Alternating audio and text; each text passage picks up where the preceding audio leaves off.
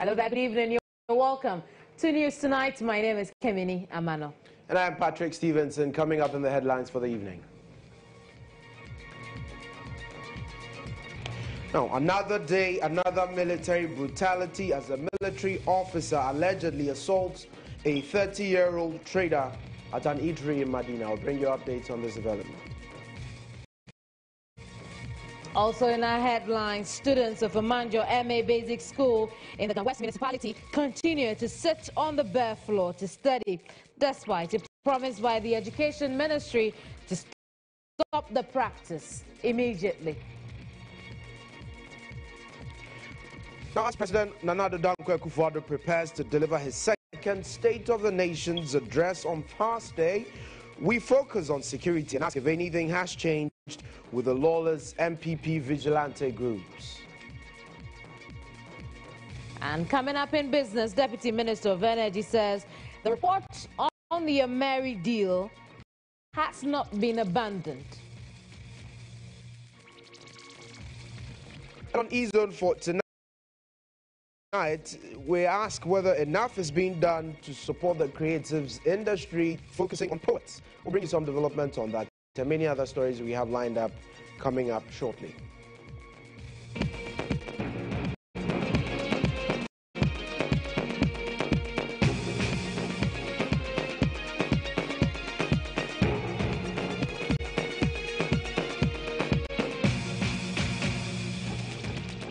Thank you very much for your company. We're live on GHOne TV, DSTV channel 361 and GoTV 179. Let's get into our first story now. President Akufo-Addo is expected to give a full account on the current state of the nation on Thursday, February 8. Out of that, William Evans Inkum focuses on the state of security since his first address.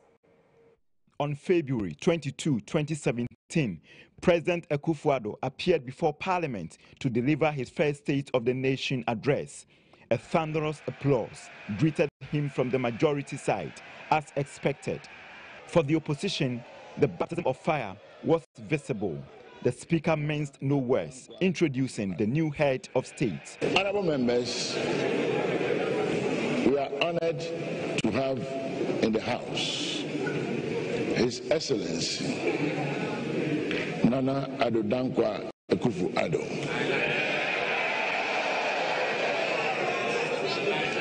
President of the Republic of Ghana and Commander-in-Chief of the Ghana Armed Forces. Placards were displayed and most voiced out concerns of lawlessness. By design or default, it was the very issue topped the president's presentation. Wrongdoing has no political color, and I do not subscribe to the lawlessness of political party supporters simply because the party has been elected into office. Mr. Speaker, when those incidents began, I instructed the then Inspector General of Police, John Kudalo, to apply the law, irrespective of political affiliation, to all lawbreakers. This instruction was also carried on to his successor, David Asante Apietu. But what has changed since the President Akufo-Addo's first State of the Nation address?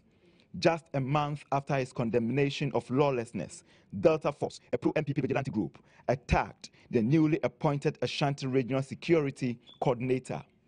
On April 2017, what perhaps looked like an attack on the country's judicial system happened. Members of the same group besieged the KMA court in Kumasi and freed 13 members standing trial for the attack on their security coordinator. Later, they were fined and walked their way to freedom. While the Delta Force were on rampage in the Ashanti region, their counterparts, the Invisible Forces, were also locking up the Eastern Regional Office of the National Health Insurance Scheme.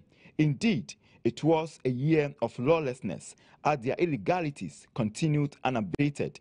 Saviligu in the northern region was also boiling as the newly appointed MCE by the president was fiercely resisted. Hajia Aishetu had to grapple with the wrath of the hard-to-control group. In July 2017, some unemployed NPP youth seized a contractor's equipment at the Yendi Bimbila section of the Eastern Corridor. In July 2017, some aggrieved NPP youth stormed the Kumasi Metro Mass Transit Terminal over the appointment of a new director.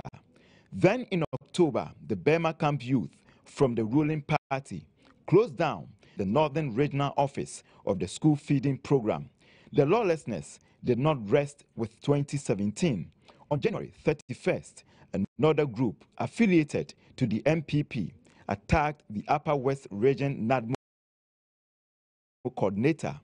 The president may have suspended the Upper West Regional Minister for Security Observers. Very little has changed since his first State of the Nation address. Now, scores of residents in the Upper East region have protested what they call a deliberate delay in the reconstruction of the Bologatanga-Borku-Pulmakum Road. Now, the 116-kilometer ECOWAS highway has been in a deplorable state for many years. The Mahama administration awarded a 612 million cedi contract to Carres Galvao, a Brazilian construction firm, in 2016. But the company, which was scheduled to complete the project within 30 months, withdrew its equipment from site in November 2017, 17 months into the job. The sudden pullout, according to sources, was due to non-payment of arrears. Despite the resumption of works after a press conference last year, work has now come to a complete halt. This moved residents to launch a major protest. This has brought untold hardship to us as we now commute on risky and extremely dusty diversions, exposing us to deadly armed robbery attacks, severe health complications. As a group with keen interest on the timely completion of the road, we have observed with great disquiet the seeming lack of interest demonstrated by government in releasing funds for the smooth progress of work on the road and its timely completion. Whilst highlighting armed robbery attacks and health implications for travelers on the stretch, the group also sympathized with 500 casual workers who lost their jobs as a result of the halt in construction. The demonstrators presented a petition to the district chief executive for Pusiga, Zubairu Abdullahi.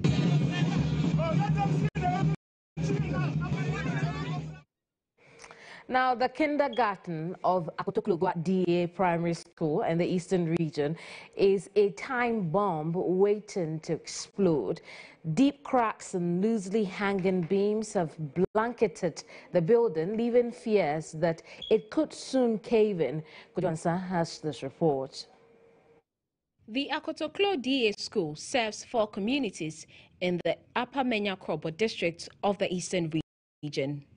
The bamboo shed and mud was put up by the community in 2005. Some of the classrooms collapsed 2 weeks ago on a weekend, leaving many to dread the worst had it been a weekday when school was in session. The KG classroom has developed deep cracks with beams hanging loosely and ready to cave in.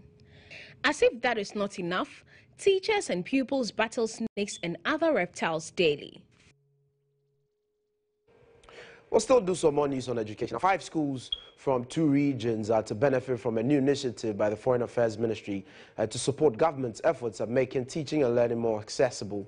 Now, the Back to School campaign is expected to generate direct and indirect support from the diplomatic community. There's more on this report. The Back to School campaign is a milestone in the ministry's relationship with our friends in the diplomatic community in Ghana.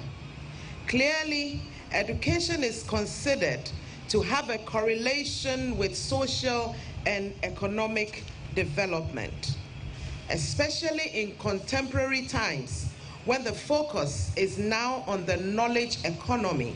The role of education becomes more important in the development of the human capital of a nation. You're watching News Tonight. There's more ahead. Stay with us.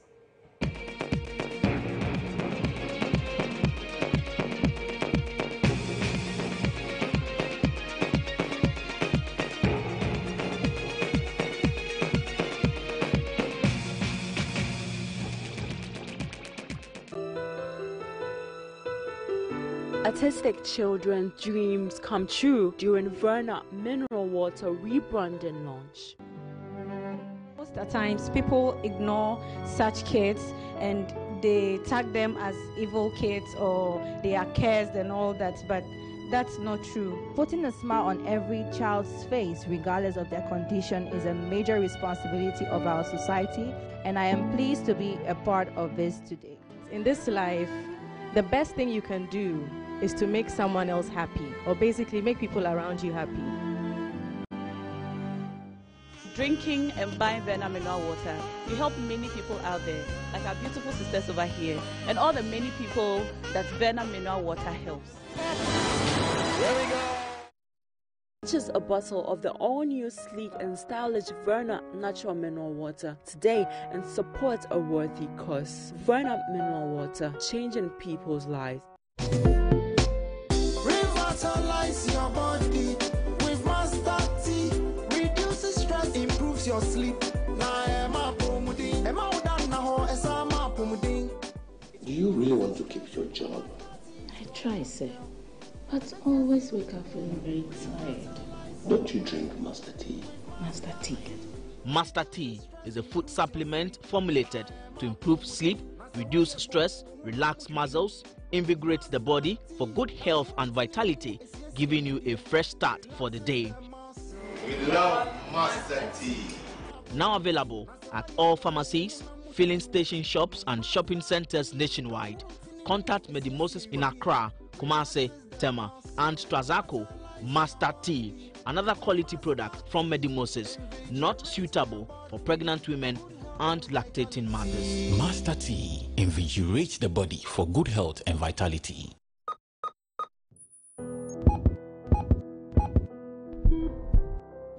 We are different people, but we are all connected by blood. When you save a life, you save an entire generation, including yourself. Be the reason why life continues. Donate blood on the 14th of February 2018 from 10 a.m. to 4:30 p.m. Save a life, brighten lives.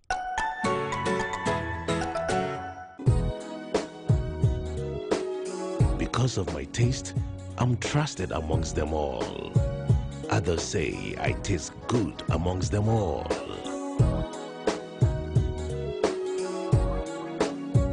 Some say I bring out the best amongst every individual and unite people. They've crowned me queen amongst them all. Sophia rice, starchless, highly polished, and comes out one after cooking. Choose the queen amongst them all. Sophia rice, Papanu Jinemusa. Jamie, therefore, ma yawo hui brings you. Na fe yemu so mo kwan. Say the therefore say no. What aroma? Manento nana say. Insu asem de mo ha na okra ye ba no. Ye di insu ba. Ah! Adai. Se waba efie. Ah, wa say yen yama mu nsuo nom no. Wo so di nsuo ba. Any say. Nana eti amra. Therefore, yesre wo. Nsuo we. Eye ahemfo nsuo a ye de afa mfidie mu. Asone so. Aye ne kroji. A Free Kingdom Beverages Limited.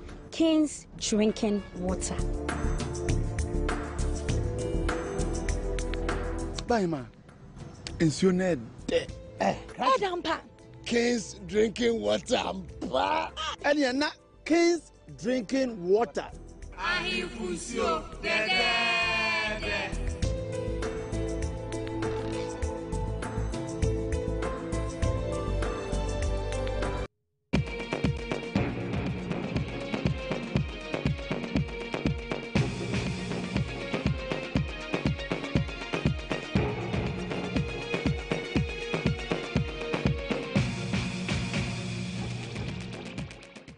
You're welcome back to the news here on GHOne Television. Our Insight is up next.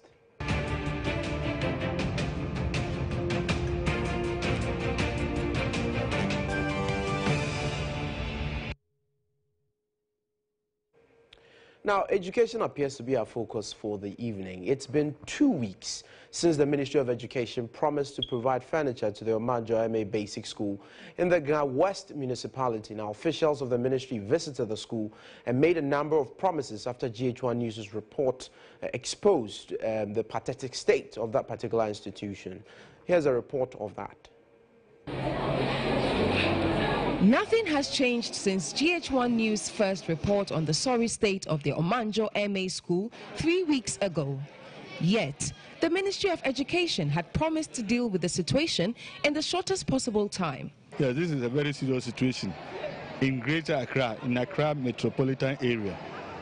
I mean, it's a sad situation. I wouldn't see how my child could come, and sit on the floor to write, or sitting on a block to write. It's a sad situation. I wouldn't have believed it, if not for the media. We will insist that the Deputy Minister and the Director General come and visit the school. We did some about 2 weeks ago in the Teshi and Ngwa areas. So why not Omanjo, which is a real situation? So seeing it will make them take steps to address the situation. Perhaps a lack of deadline from the ministry suggests the continuous use of the bare floor by pupils. Some pupils are, however, fortunate to carry desks to school. When I came here first, I was not having a place to sit. I even have to go and stand at the back or sit on the floor till closing. So when I went, I told my mother that I was not having a place to sit. So she went and bought the desk for me. Then I wrote my name on it, then I bring it. So I told my sister that when she comes to school, she's in the morning. So when she comes to school, she should come and take it and send it to his class and sit on it. To the time abano di akunya bebrom. As the first batch of JHS students wrote a mock paper, another group sat on the floor to prepare. The school had to devise this measure due to congestion in the small-sized classroom. As they continued to be exposed to the vagaries of the weather, officials wondered when the situation would change. About 300 final year students are expected to sit for this year's Basic Education Certificate examination. Despite their predicament, the headmaster mentioned that the success rate at the Basic Education Certificate examination has been impressive. Goal 4 of the UN SDGs targets complete, free, equitable and quality primary education leading to relevant and effective learning outcomes. Omanjo MA Basic School is with bated breath waiting to see how the Education Ministry will address their challenges. Over the weekend, President Akufo-Addo claimed that Africa had the resources to fund its education. We cannot depend on other people to finance the education of our country. We cannot do that. If we make our policy dependent on people, on other people, when their policy changes, we will suffer. But if we make the policy for ourselves,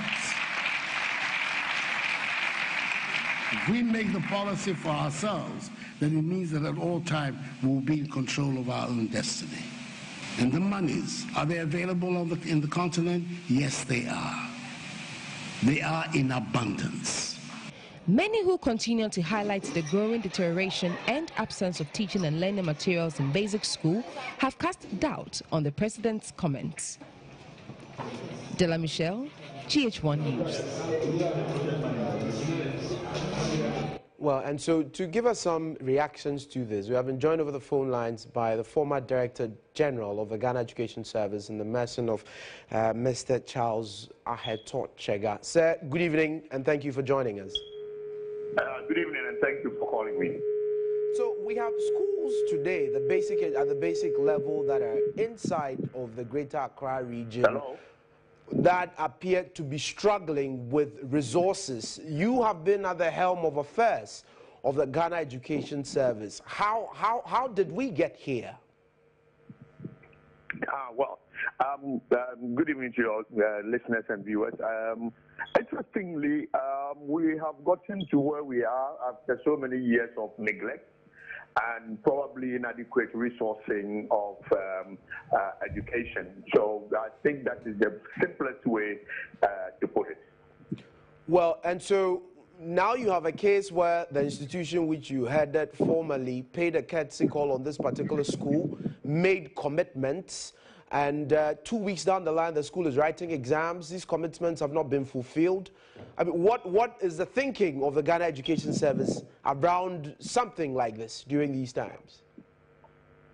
Well, again, this is all to do with resourcing and the whole dynamic in the management process.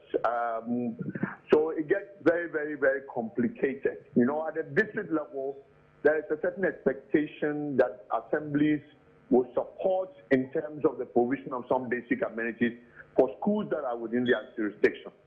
Then government also has a responsibility to provide for such schools. But at the end of the day, it is the availability of the funding or the funds that should come in to ensure that all of these things are done. So for me, it's very difficult to say exactly how this can be addressed, particularly in the case of the public schools. And as long as there aren't any resources to put into addressing that challenge, it will remain as it is. Here we have a case where this country deployed the free compulsory universal basic education, which typically was supposed to cover children you have in some of these educational institutions. Is your suggestion that we are not putting sufficient resources from the quarters of government behind that particular policy program? Is that the suggestion? Well, that is not a suggestion, but that is exactly how it looks. Because again, it's a question of putting your money where your mouth is. I mean, if you claim to have resources, the only way these resources will be visible is how they are used to address some of these challenges over time, not at a time when they become emergencies. So there's a real challenge in terms of fund releases, accessing release funds, the quantum of funds that are made available, and all of that, the combination of all of that creates a lot of problems in terms of delivering what we call the full package of quality education in this country. And so in the case of the students and the school in question, you mentioned earlier that in some cases the expectation is that the assembly will provide some support to some extent. Now, there's an assembly that typically could have equally gotten its disbursement from the quarters of government by way of the District Assembly's Common Fund that may have equally delayed. What do they do in a situation like this? I mean, where does a school go from here? Well, the school would have to do what we Ghanaians are very good at doing, managing. The school would have to manage with what it has and again continue to make appeals to benevolent Ghanaians who would come to the aid, and I believe that as we speak and as you have shown to the public what is happening, there will be situations for benevolent Ghanaians to put in their lot, as we always do, to try and help set unfortunate situations. Other than that, it becomes very difficult for anybody sitting in a public place like where I used to sit to make any real impact in terms of bringing a change to the situation. Okay, Mr. Chaya, so you are talking about the school managing and making the best of the situation. But it is very difficult to appreciate that when students are happening to sit on blocks, they are happening to take turns in writing examinations, and somebody would want to find out. Don't you have, the Ghana Education Service monitoring and evaluation systems that triggers some of these things, that brings them to the knowledge of policymakers and indeed the Ghana Education Service, so you can have some corrective measures being put in place, even if it's not to give them abundance of resources, at least to make sure some desks are provided within the interim? Yeah, again, I appreciate your concern and on this matter. I still believe, again, we would need to ask a few questions on this matter. Look at the district. I didn't hear the whole story and the location of the school, but the district education office where the school is located would have to answer a few questions. And the school is in Omanjo. It is the Omanjo MA school, and so it's a school that at least Omanjo is where? Is it in Accra or it's in where? Yes, it is in Accra. It is on the outskirts of Accra. Oh, the outskirts of Accra. So yes, it's in one of those districts.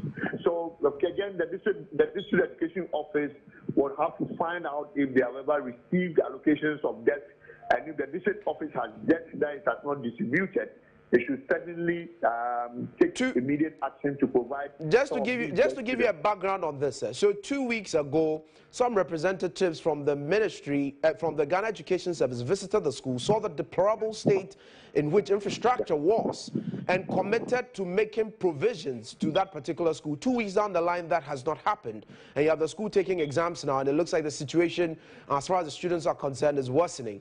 And so what should students expect? What should parents do in such a situation like this? Continue chasing politicians to make sure it's fixed? I'm happy you've shed additional light on this. Again, once the GEX is aware of this, I'm very certain that they have initiated processes to ensure that some resources are made available. But again, you know that in the public services, things just don't happen on the snap of the finger. So the school would have to wait. I'm happy that at least this is known by the GS authorities. So definitely some solution will be found to the problem, some way, somehow. But I cannot tell exactly what time frame that this would happen. But I'm very certain that there will be a solution to the problem once the authorities' attention have been brought to this. My final question to you. So we have that basic education policy program, the F-Cube, which is supposed to ensure that children of school-going age, at least at the basic level, get free quality education that should be provided somewhat by the state. We have these sort of problems where infrastructure is inadequate. On the back of this, there's an attempt by this particular government to further expand this to the secondary school level. Do you think this is the right call that we should be making at this particular point in time, given that we have a policy program which we appear not to have comprehensively resolved from the mid-90s? Yeah, thank you very much. It appears you want me to comment on a matter that is of a political nature, and I usually don't do that.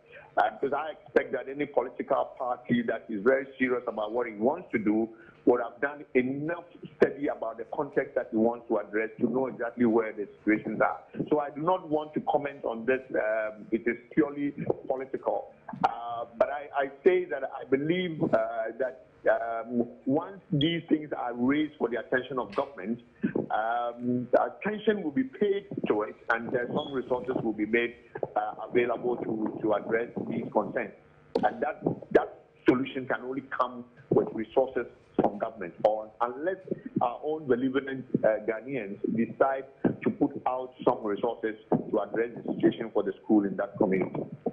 Thank you very much, Mr. Charles Aheto Chega. He's the former Director General of the Ghana Education Service. He was giving us some reactions to the development we have around the Omanjo MA Basic School that appears to have significant challenges regarding infrastructure, and students are happening to write exams, sitting on the floor, sitting on bricks, things that the Ghana Education Service has made commitments to resolve, but 2 weeks down the line does not appear to have resolved them. We hope they're watching us and they can equally fast-track the sort of provisions they have made commitments to. Kemini? Well, let's take the conversation to Twitter now. We've been asking, do you trust the Education Ministry to deliver this promise? And these are your responses. Some of you say, no, I don't. 23% says they are inefficient, and the remaining 42% says philanthropists must come to the rescue. It looks like that's the way out of the situation now. But let's take you right on to business. But before then, we'll take a quick break from Das Capital, I believe.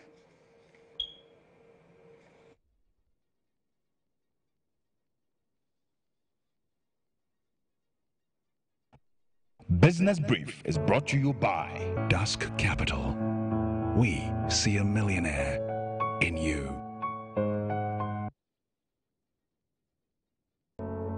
We're looking for you, the next millionaire.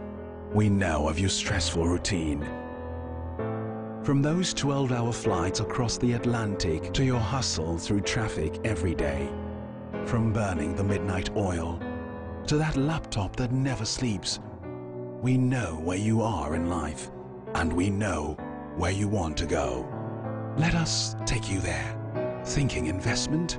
Think Dusk Capital. Dusk Capital. We see a millionaire in you.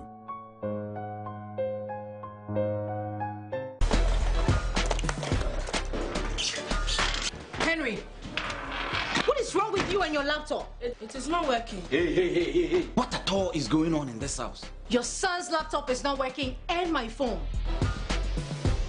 Me kai me mo frabrim na me maame de me ko Freddy's corner enti ene eye manager se me di Freddy's corner ho adanse a kire mabusia na ade ba ko a me kai wo Freddy's corner eye se de wo siti wanim ageggi wo customers.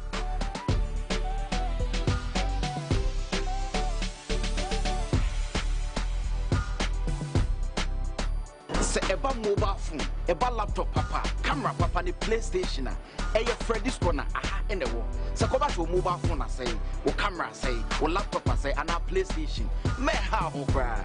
Freddy's corner be try you go am. Freddy's corner, your home of authentic mobile phones and accessories.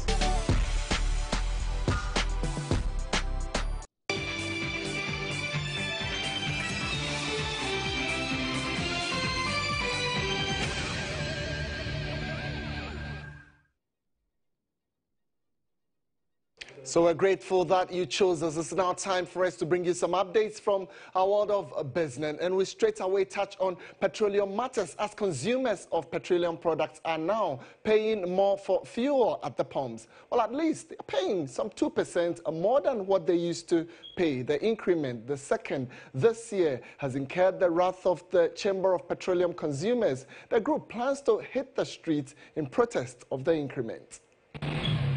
Gasoline users will now pay up to about 4 cedis, 69 pesos for a litre of the commodity.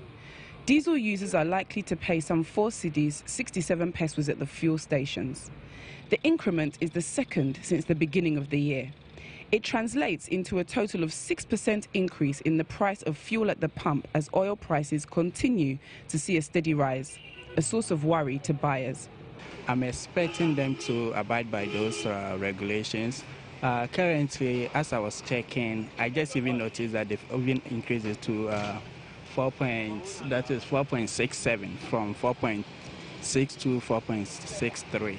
So it becomes a little bit difficult, at least we consumers or users of these vehicles, because every day when you get there and the prices has changed, maybe your consumption might be different from your expectation. Some filling station didn't reduce it as government asks not to even to increase the prices. Some of the filling station they do, and some of them doesn't obey the law, the instruction from the president. So that's what I realize. Some filling stations sell it 4.69, yeah, and some sell it 4.630. While experts admit the recovery of the price of crude could play a role, there is more concern about the local price build-up in the determination of ex-pump prices. Duncan Amwa is the Executive Secretary of the Chamber of Petroleum Consumers. You would need a little more than just applying the price stabilization and recovery levy to sustain fuel prices. Something ought to be done about the price build-up, and that's exactly what we've been asking for all this while. And we think that the earlier the pricing build-up is reviewed, the better it will be for all of us. Anything short, and Ghanaians will continue to be seeing fuel increases for a very long time to come. COPEC plans to take its displeasure at government's inability to check the consistent increase in the price of petroleum products to the streets. On Wednesday, yes, together with the true drivers, committed drivers, concerned drivers, General Petroleum and Chemical Workers Union, the Industrial and Commercial Workers Union of Ghana, together with COPEC, will embark on a demonstration, a peaceful one, to drum home our demand for a review of the pricing build that we have currently. We need prices to go down at least to cushion our pockets. As it is, things are only getting bad by the day. All right, so allow me to stay in the petroleum sector for some more time as government has officially launched the Petroleum Register. Now, the launch of the register is expected to satisfy the information needs of the public and industry stakeholders who desire to know more about the petroleum contracts signed by government. Petroleum permits, authorizations, and agreements between government and global companies in the oil and gas industry will now be accessible to the public with the launch of the public register in the petroleum sector. Deputy Minister of Energy in charge of Petroleum, Mohammed Amin Adam, tells GHOne Business the move is in line with government's agenda to ensure corruption is reduced. Today, we've launched the Ghana Petroleum Register to show to the world our commitment to transparency in the oil and gas industry. We are also developing regulations that will allow us to do the open and competitive tender. And by the end of the first quarter of this year, we will have put before Parliament those regulations. We questioned the Chief Executive Officer of the Petroleum Commission, Egbert Fabil, on the extent of information that can be provided by the register. The Petroleum Commission and the government of Ghana have said, look, go ahead and publish everything that we've done with respect to petroleum agreements for everybody who wants to know what has gone on to have a look. That should be, something that should be applauded, even whilst we wait for the right information bill to pass. There's nothing secret about petroleum agreement. There are confidentiality clauses. Yes, but the confidentiality clauses are between the parties, but they are stated there in the petroleum agreement. So at the end of the day, there's nothing to hide. The Petroleum Register was developed in accordance with the Petroleum Exploration and Production Act 2016 as a means of ensuring contract disclosures in the upstream petroleum industry. All right, so just before we move on, the Deputy Minister for Energy, William Oredue, insists that the report on the Ameri deal has not been abandoned. Now, he was reacting to growing suggestions that government has developed cold feet on a deal. You can't just get up and abrogate a contract. Due diligence has to be done. And government is doing all it can to bring this Ameri thing to a conclusive end. That report has not officially been launched or been published, and I think we should wait for that report to be officially published. All right, so that's about all we have for you in business. But just before I go, information I picked from GCB indicates that they've had to shut down 31 of the branches that they picked from UT and Capital Banks. Of course, depending on the proximity where they have their location, they've had to take those branches out and also streamline their operations and roll more onto the system. Well, that's about all we have for you. I'm seeking to become a millionaire. That's why I choose Dusk Capital. Business Brief was brought to you by Dusk Capital. We see a millionaire in you.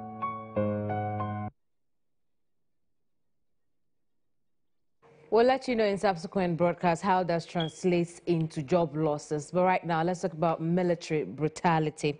The professionalism of some security personnel in the country is once again being questioned following an alleged assault of 30-year-old trader Elia Gidiglo by a military officer last Friday. And a video clip which has gone viral on social media. The military officer is captured in an angry mood over a misunderstanding with Elia and his friend at an eatery in Medina. Nabil Ahmed Rufai has followed up on this case, which is currently being investigated by the Medina police, and now reports.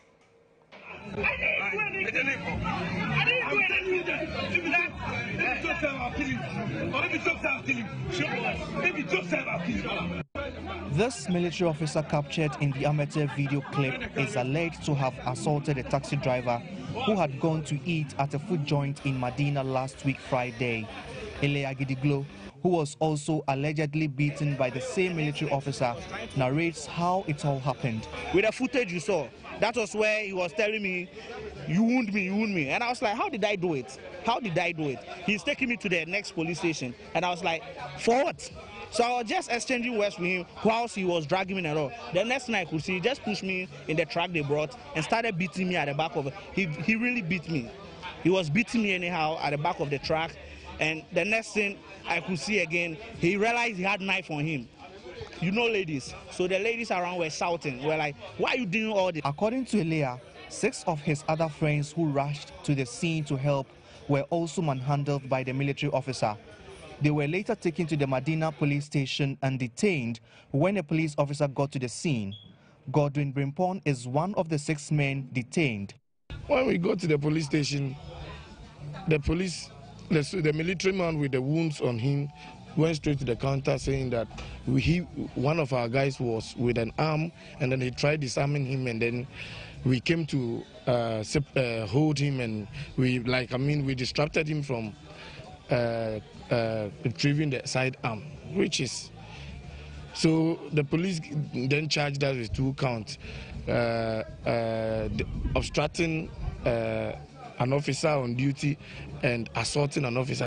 Our checks at the Medina police station revealed that the military officer had alleged that Elia Gidiglo was in possession of a gun, and his attempt to retrieve it led to the scuffle. He claimed that he was beaten by Elia's friends and got wounded in the process.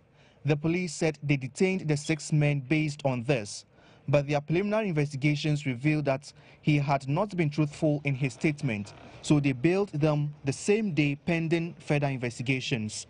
Like once I've gone to write my statement at the police station, and I'll just wait for them to call me if there is any kind of assistance. But as I'm talking to you right now, the next thing I'm going to do is I'll have to report to the military police at Bema Camp, and this is by the directives of my uncle. The Ghana Armed Forces have over the years been struggling to maintain a good reputation in the sight of civilians following purported misdemeanors of some of their men. Some soldiers with a distorted impression about the military take the law into their hands and brutalize civilians they are tasked to protect. In 2016, 16-year-old Christopher Bama was assaulted by soldiers at Tamale in the northern region for allegedly stealing a mobile phone. In 2017, some military personnel assaulted graduates who were going through national service registration at the Lejokuku, Krowo, and Ladade Kotopon municipal assemblies. With this recent case of military brutality, perhaps the Ghana Armed Forces has to be more stringent in its recruitment process in order to get the best personnel to serve the country. Elia and his 6 friends for now wants the military officer who assaulted them to be removed from post. Nabil Ahmed Rufai, GHOne News. Now, poetry is still on the rise in Ghana, and a lot more people are appreciating the craft. Prolific poet Chief Abdul Mumin has been talking about the growth of the art and its prospects for the future. Now, he spoke to Adjo Amofose in entertainment, and we'll bring you that on EZO. Who draws life with words, recites life like a poem. I am told dawn has suddenly reached day. Day has reached night. A girl, now a boy now a girl. For some, it is the expression of emotions. For others, it is a representation of situations and surroundings in literature. The gift to Gold Coast, Ohima Ya Asantewa, Nelson Mandela, the freedom fighter. I don't know about your Martin Luther, but mine bears a crown. Yes, a king. Let's save the rest. Let's make Google useful. Poetry combines aesthetics and rhythmic qualities to paint a picture of real-life situations in a dramatic way. The worst form of the disease is the one that affects our minds and our hearts. We see manifestations of it every day in our lives, on our streets, in our videos and magazines and billboards. It controls our lives in many ways. Academic vitiligo, political vitiligo, economic vitiligo, social vitiligo, religious vitiligo. Will a white God listen to a black prayer? Even though it has not gained as much grounds as movies and music in the arts fraternity, Chief Mumin, one of the ardent advocates of the craft, says its growth has been swift. He explains that whilst the Ghanaian community is gradually warming up to the craft, as a form of entertainment, it has received a facelift that is promising. In terms of the art form of spoken word, where we take the poem from the page to the stage, it's been developing gradually for the past 10 years. And now there are a lot of young people who are fashioning themselves as poet, or detailing themselves as poets and doing performances. And there are more poetry shows, if you like. So this is gaining a lot of audience. We just need to keep on doing a lot of work and to get more people to support it. The vision is to hold big poetry shows and fill the National Theatre like others have been doing in other parts of Africa. Let us spare a thought for the legendary Kiki Jan, who made £1 million 18 years young but died begging at poverty's bank. The flower who drowned in his own nectar. Let the young take heed. He added that whilst poets and spoken word artists are making strenuous efforts to promote the art, the Ministry of Arts and Culture has not done much to support the art. We need to demand more, just like how the political press would demand more from politicians. We in the arts and entertainment industry must demand more from our policymakers to ensure that this is really the savior of our country. This is the industry that can unlock massive job opportunities. And I keep on saying, we're not going to compete with America when it comes to innovation, with Japan, with China when it comes to fabrication, or Germany when it comes to engineering. The real gold mine that we are sitting on is our arts and culture industry. And how can we leverage that to create employment, to raise enough revenue for our country? It comes with bold investment and serious consideration of the industry. And in cinema, long before Kum Kum Bhatia, we had the likes of Ultimate Paradise giving us blue to our seats. Oh, and don't you remember with fond memories the exchanges between Mami Dokru and Majo Danamati?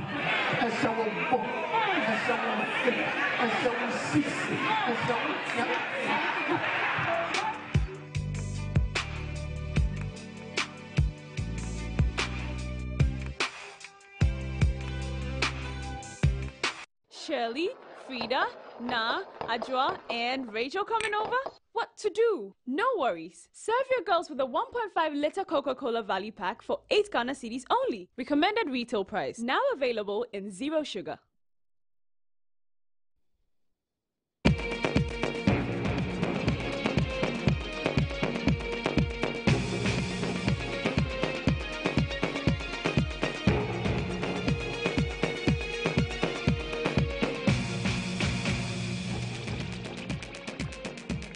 Welcome back. International Brief is next.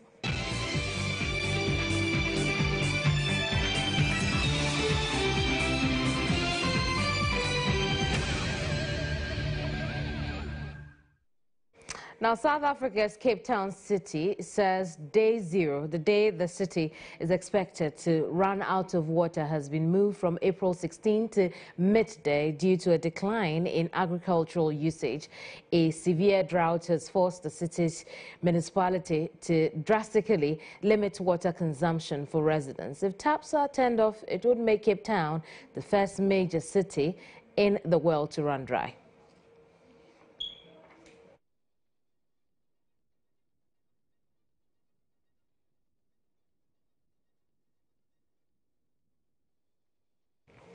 The weather is up next.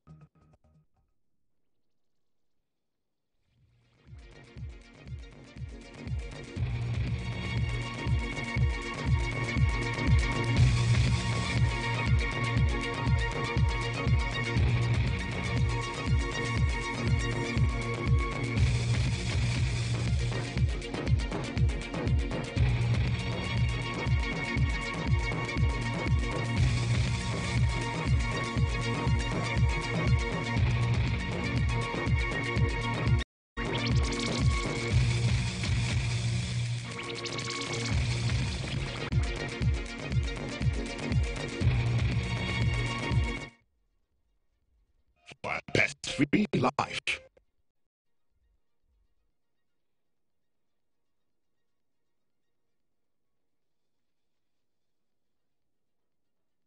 When can we be a final? You see, the fact I'm a public figure doesn't mean that I should publicize my figures. Okay, so you can just have sex with a man without getting emotionally attached? Yes. Is there Could it be that really? What's into no more castle? And from home.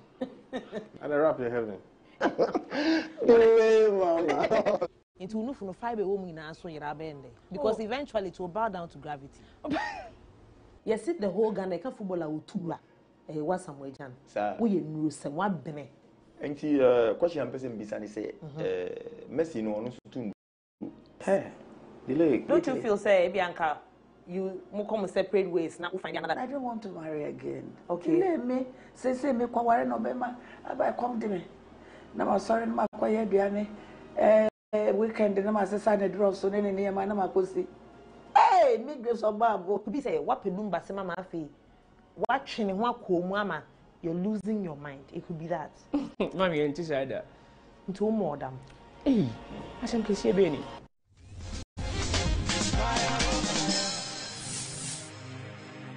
Fire, oh fire.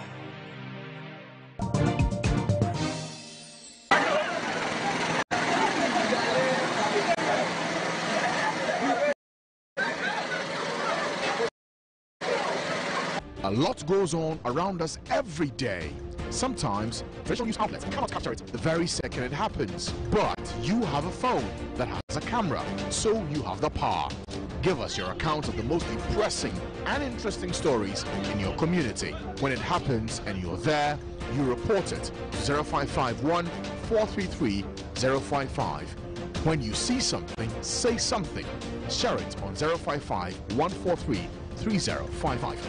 MTN Video Report, Mondays and Thursdays on Newsroom, in association with MTN, everywhere you go.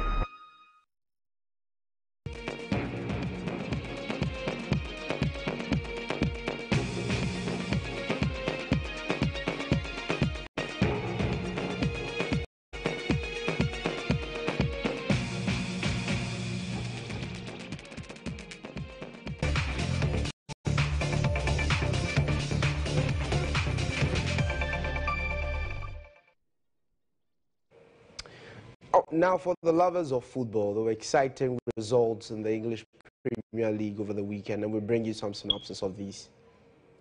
But it rolls for Salah, a great early chance, and he doesn't miss. Just past the 2-minute mark. He's on target. It's a very fast start to it.